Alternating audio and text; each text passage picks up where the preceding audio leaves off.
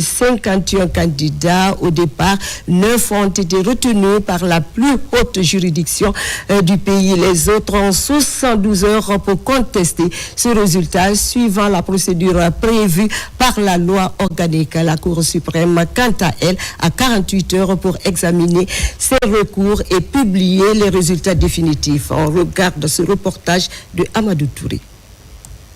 En cette audience de ce samedi 8 novembre 2025 de la Cour suprême portant sur la délibération sur la liste provisoire des candidats retenus pour l'élection présidentielle du 28 décembre 2025, le procureur général a rappelé les critères de validation des dossiers de candidature à l'élection présidentielle en Guinée comme consigné dans le code électoral et la constitution guinéenne. Tout candidat aux fonctions de président de la République doit être de nationalité guinéenne, avoir sa résidence principale en République de Guinée, jouir de ses droits civils et politiques, être certifié en bonne santé physique et mentale par un collège multidisciplinaire de médecins assermentés institué par la Cour constitutionnelle, être âgé de 44 ans au moins et de 80 ans au plus. Joindre une copie authentique de la déclaration écrite sur l'honneur de ses biens. Qu'en outre, l'article 128 de la même loi électorale indique: les candidatures sont déposées au greffe de la Cour constitutionnelle 55 jours au plus tard avant la date du scrutin. Les déclarations de candidature sont faites en double exemplaire revêtues de la signature du candidat et attestant sur l'autre remplir les conditions d'éligibilité requises. Le chef du greffe de la Cour constitutionnelle délivre un récépissé aux intéressés. Ce récépissé ne confère pas la validité aux candidatures déposées. Dans les 2 jours qui suivent la déclaration de candidature, le candidat verse auprès du Trésor public une caution dont le montant est fixé par l'OTIGE. La caution des candidats non retenus est remboursée dans un délai n'excédant pas 7 jours à compter de la date du rejet de la candidature. Le montant de la caution est remboursé au candidat lorsque celui-ci totalise au moins 5% des suffrages exprimés au premier tour. Qu'au surplus, il convient de rappeler les dispositions de l'article 129. La déclaration de candidature doit comporter A. Une lettre de candidature dûment signée par le candidat, conforme au modèle établi par la Direction exécutive nationale des élections. B. Une fiche d'identité comportant la photographie la plus récente du candidat, les prénoms et noms, la filiation, la date et le lieu de naissance, les mentions de la fonction, de l'emploi et le lieu de service. C. L'extrait de l'acte de naissance. D. Le certificat de nationalité. E. Le certificat de résidence. F. Le bulletin numéro 3 du casier judiciaire datant d'au moins de 3 mois. G. Le récépissé de dépôt de la caution prévue à l'alinéa 1er de l'article 275 du présent code. H. L'attestation par laquelle le parti politique reconnu légalement constitué investit l'intéressé en qualité de candidat avec indication de la couleur, du signe ou du logo qu'il a choisi pour l'impression des bulletins. E. L'attestation délivrée par la DENEL pour le candidat indépendant avec indication de la couleur, du signe ou du logo qu'il a choisi pour l'impression des bulletins. J. La liste des parrainages pour les candidats indépendants avec indication de la couleur, du signe ou du logo qu'ils ont choisi pour l'impression des bulletins, conformément aux dispositions du titre 3 du livre 1er du présent code. K. la copie authentique de la déclaration écrite sur l'honneur des biens du candidat. Sur la base de ces critères, la Cour, après examen des 51 dossiers de candidature, déclare: la liste des candidats admis à se présenter à l'élection présidentielle du 28 décembre 2025 est arrêtée comme suit. Monsieur Abdoulaye Yero Baldé, Madame Makale Kamara, Monsieur Ibrahima Abe Silla, Monsieur Faya Lansana Milimono, Monsieur Abdoulaye Kourouma, Mohamed Nabe, Elhadj Mbouna Keita, Monsieur Mamadi Doumbouya, Monsieur Mohamed Cherif Tounkara. Poursuivant, le président de cette audience a indiqué que les postulants dont les dossiers de candidature n'ont pas été validés ont 72 heures pour interjecter appel auprès de la plus haute juridiction du pays. Celle-ci a 48 heures pour examiner ces contestations avant de proclamer les résultats définitifs. Autre chose à présent à Fouré-Caria, où le ministre de l'Information et de la Communication était ce samedi. Fana Souma a présidé une cérémonie de prière en faveur de la paix et de l'unité nationale organisée à Kalia par le mouvement J'aime les actions de Doumbouya. Cette rencontre a été mise à profit pour magnifier le travail abattu par le général Mamadi Doumbouya depuis le début de la transition pour le développement de la Guinée. Également, les populations ont remercié le ministre Fana pour le succès dans la mise en œuvre de sa feuille de route dans le secteur des médias. Les temps forts de cette rencontre avec Tierno Ousmane Diallo. À Kalia, une des communes rurales de Fouré-Caria, les populations suivent de près l'actualité et apprécient les projets de développement entrepris par le CNRD. Reconnaissants et soucieux pour la réussite de ces projets dans une Guinée apaisée, les habitants de la localité, à l'initiative du mouvement J'aime les actions de Doumbouya, ont initié une importante cérémonie de prière pour invoquer la grâce divine pour la prospérité du pays et pour traduire leur engagement à soutenir le président de la République dans sa vision pour une Guinée émergente et unie. Cette lecture du Saint-Coran est organisée pour la Guinée. Nous remercions le général Mamadi Doumbouya pour ce qu'il fait en Guinée. Nous apprécions et nous le soutenons. Fouré-Caria a décidé d'organiser dans sa sous-préfecture de Kalia une lecture du Coran pour demander au Tout-Puissant Allah de raffermir encore la force, l'intelligence et le pouvoir de Mamadi Doumbouya afin d'amener le pays là uniquement sur la voie du progrès. C'est pour cela qu'ils ont misé sur le ministre Fana Souma qui répond réellement à certains critères, ce qu'on appelle les critères, c'est-à-dire d'amour, de solidarité, de partage. Ils ont dit qu'il est une véritable incarnation et que Mamadi Doumbouya ne s'est pas trompé en le choisissant comme ministre surtout de la communication. À cette cérémonie, les habitants de Kalia ont rendu hommage au ministre Fana Souma pour ses efforts continus dans la mise en œuvre du programme du chef de l'État en matière d'information et de communication, ce qui permet notamment aujourd'hui aux zones rurales de rester informées. Avec la présidentielle qui pointe à l'horizon, cette cérémonie de prière consacre également la volonté des habitants de la localité à œuvrer pour la réussite de cette phase dans l'histoire de la Guinée. Ce que le président de la République est en train de faire pour le pays, c'est vraiment incomparable.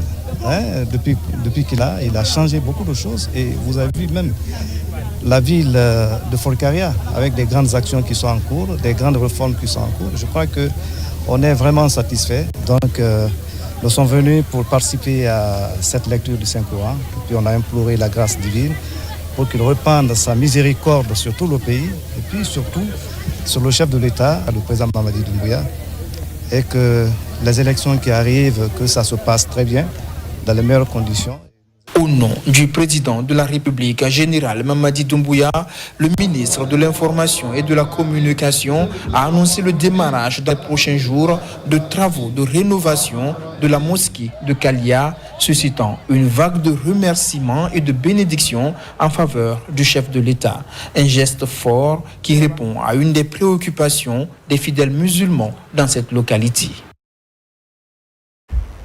Et puis placé sous le thème citoyenneté, entrepreneuriat et leadership communal, l'ONG Service mondial pour la paix organise une formation de 10 jours pour la jeunesse de Matoto. L'objectif est de favoriser l'implication de ces jeunes dans la consolidation de la paix et la cohésion sociale. N'est-ce pas, Mariam Kamara? On t'écoute. Pour favoriser activement l'implication des jeunes dans la consolidation de la paix, la cohésion sociale et le développement local, le VFD, en tant que service mondial pour la paix, organise un atelier de renforcement de capacité à l'intention des membres du comité de gestion communale et des jeunes leaders de Matoto à travers la commission jeunesse, sport, art et culture. À la fin de la formation, que les jeunes et les leaders forment une équipe pour une meilleure gouvernance au sein de la commune de Matoto. Une gouvernance qui est basée sur la participation, l'inclusion et puis surtout l'intégration. Nous demandons aux participants et aux participantes de le traduire en comportement concret sur le terrain. On dit que la paix, ce n'est pas un mot, c'est un comportement. Que chacun puisse les inculquer dans son quotidien de tous les jours. Le thème porte sur citoyenneté, entrepreneuriat et leadership communal. Les initiateurs de ce projet envisagent de doter la jeunesse de Matoto et les acteurs locaux d'outils pratiques leur permettant de contribuer activement à la construction de communautés pacifiques, résilientes et inclusives. Pour nous, les jeunes jouent un rôle crucial dans la promotion de la paix. Il faut qu'ils aient les outils nécessaires pour être en mesure de jouer pleinement ce rôle qui aide aussi à la durabilité. Nos communes ont besoin de citoyens et leaders fiers de leur identité et conscients de participer activement à la vie de la communauté. Respecter les lois, protéger l'environnement et surtout contribuer au bien commun. Être citoyen n'est pas seulement bénéficier des droits, c'est aussi assumer des devoirs. Pour l'atteinte de ces ambitions, objectifs suscités, notre département, à travers la Direction nationale de l'emploi et de l'auto-emploi des jeunes, est ouvert au partenariat avec tous les différents acteurs évoluant sur les questions d'emploi des jeunes. À travers ce projet, l'ONG VFD Guinée se veut un espace dynamique dédié à l'émancipation des jeunes à travers leur engagement citoyen. Cette formation consiste notamment à doter ces jeunes de connaissances pour mieux gérer les défis auxquels ils sont confrontés. Vous avez donc compris à travers la voix, c'est un reportage de Mariam Diallo. L'information s'est aussi tenue de la première session de la Chambre régionale d'agriculture de l'Abbé. L'objectif est de revoir et adopter leur règlement intérieur, faire le point sur les recommandations précédentes et présenter, valider les propositions de projet et de budget. Nabila Moussa Kamara, Sarafidine Diallo, on vous écoute. Pour rendre l'agriculture plus performante, innovante et proche des producteurs, la Chambre régionale d'agriculture de l'Abbé tient son assemblée consulaire régionale. Une rencontre stratégique pour renforcer la gouvernance agricole dans la région. Cette session revêt une importance particulière car elle nous offre l'opportunité de définir ensemble les orientations stratégiques pour le développement agricole régional. Elle constitue un cadre privilégié de concertation, de réflexion et de prise de décision en faveur du monde rural. Ces orientations budgétaires sont le fruit d'une concertation exclusive associant les élus consulaires, les services déconcentrés de l'État, les producteurs et nos partenaires techniques et financiers. Je vous invite donc à les examiner avec attention afin que vous puissiez adopter un budget réaliste. L'événement réunit les élus venus des 5 préfectures de la région, en présence du gouverneur. Ensemble, ils échangent, évaluent les actions en cours et définissent de nouvelles orientations pour un développement agricole durable et inclusif. Nous espérons avoir fait le travail pour lequel nous avons été mandatés, tout en espérant que la haute autorité au niveau de la Chambre d'agriculture tiendra compte de ces recommandations-là pour le bien et pour le bénéfice du monde rural. Nous sommes Pleinement engagé pour les accompagner dans la mise en œuvre des projets qu'ils ont pu identifier dans cette section.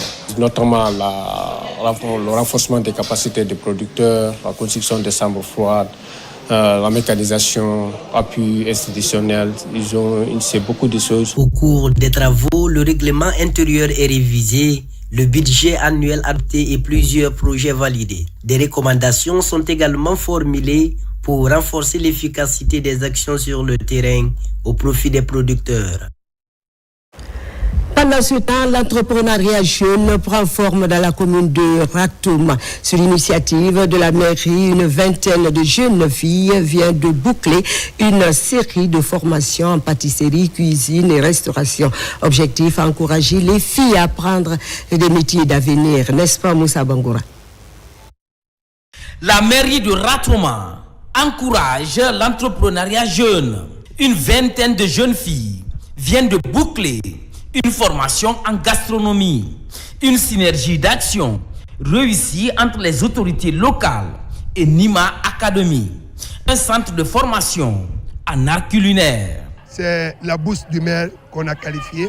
Cette bourse du maire a permis aux jeunes filles de 11 quartiers d'aller apprendre la pâtisserie, la cuisine, pour que désormais elles puissent s'établir dans les quartiers, dans les secteurs, même dans les écoles, pour pouvoir exercer ce beau métier, pour que nous arrivions à améliorer les repas des écoles. Issus des 11 quartiers de Ratoum, ces jeunes filles ont suivi 2 mois d'exercice théorique et pratique à Nima Academy, en cuisine, pâtisserie et en restauration. L'objectif recherché, c'est d'encourager la jeunesse à valoriser la gastronomie guinéenne, africaine, à savoir que ce métier de chef de cuisine, pâtissier ou en restauration, c'est un métier aujourd'hui qui a de l'avenir. C'est un métier à encourager. En présence des membres du jury, chacune des filles vient expliquer comment préparer les différentes recettes. À travers cette évaluation, des prix et attestations ont été donnés. Je remercie monsieur le maire, je remercie le président du conseil du quartier. Je suis dépassée de joie, je suis sans mots. En plus de ce partenariat, l'autorité locale de Ratoum s'engage à approfondir la formation de ces jeunes filles. Ainsi, dans les jours à venir, elles seront inscrites à l'ASCAD au camp Alfaya Diallo pour leur insertion socio-professionnelle. Non loin de Conakry à Kassa, où les élèves de Soro et Mengue viennent aussi de bénéficier d'une école de proximité qui facilitera désormais leur apprentissage. L'infrastructure est réalisée par l'association Abou Soro à travers ses partenaires. Elle pourra accueillir plus de 3000 élèves, comme disent Marwan Kamara et Sekou Sissoko. Les élèves des secteurs Soro et Mengue dans la commune de Kassa ne vont plus parcourir des kilomètres pour rejoindre leur établissement scolaire. Sous cette montagne, une nouvelle école de 7 salles de classe ouvre enfin ses portes après plusieurs années de travaux. L'infrastructure attendue depuis longtemps vient offrir aux enfants de Soro et Mengue un environnement d'apprentissage plus proche et mieux adapté à leurs besoins. Depuis 1938, cette localité n'a jamais connu une école. L'association Abou Soro, accompagnée par ses partenaires, ont bien voulu réaliser cette belle œuvre magnifique de la construction d'une école primaire, toute pourvue de tables-bancs, magasins qui donnent désormais un nouveau visage pour former l'élite guinéenne de Kassa. Quand j'ai commencé ma carrière, il y avait 250 millions d'enfants qui étaient privés d'école dans le monde. Aujourd'hui, il y en a 90 millions. C'est encore trop. Et on considère avec mon équipe que tous les enfants du monde doivent aller à l'école. Réalisé et équipé par l'association Abou Soro et la fondation Wozni, ces infrastructures scolaires de proximité s'inscrivent dans le programme de développement de l'éducation dans l'archipel des îles de l'Os. La fondation Wozni et le groupe UMS sont fiers d'avoir contribué à cette réalisation. Elle s'inscrit dans notre engagement constant pour un accès équitable à une éducation de qualité. partout en Guinée. Nous savons que l'État seul ne peut pas tout faire.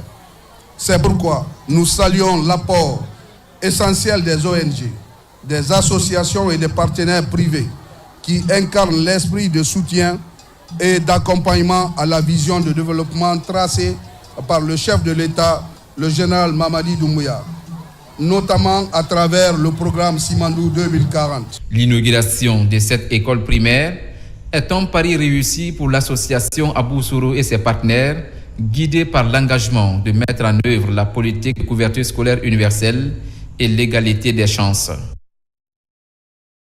Et puis lancement à Conakry du projet dénommé Régénérer Action, un projet qui se mobilise pour rendre plus agroécologique d'un montant de plus de 2 millions d'euros qui va durer pendant 3 ans. Un ouf de soulagement pour les paysans guinéens qui viennent de découvrir ce projet, nous dit Alpha Yaya Silla. Le projet Régénère Action Guinée est une transition agroécologique et création de nouvelles opportunités. Il vise à favoriser l'accès à une alimentation durable, saine et nutritive et améliorer les moyens de subsistance grâce à la transition agroécologique en Guinée. Qui parle d'agroécologie parle de l'utilisation des engrais organiques. Qui parle d'agroécologie parle de l'utilisation des semences résilientes. Qui parle d'agroécologie parle avant tout de la santé du consommateur. Je suis très content aujourd'hui que cette rencontre soit entre des ministères qui sont en charge de la santé de nos sols, de la santé de nos semences, de la santé de l'être humain que nous sommes, de la population guinéenne.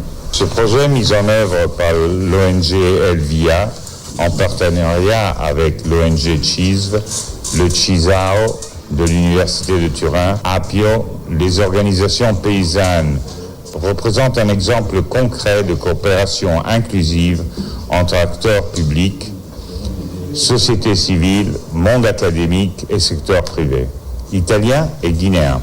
Fruit de la coopération italienne, ce projet d'une valeur de plus de 2 millions d'euros est mis en œuvre dans les préfectures de Bofa pour la Basse-Guinée, Pita dans la Bas à Moyenne-Guinée et Kankan, Mandiana au compte de la Haute-Guinée. À travers notre action de coopération, nous soutenons les priorités nationales définies par le gouvernement, notamment le programme Simandou 2040 et les programmes sectoriels. En particulier le programme national d'investissement en agricole et de sécurité alimentaire et nutritionnelle, le PNIASA.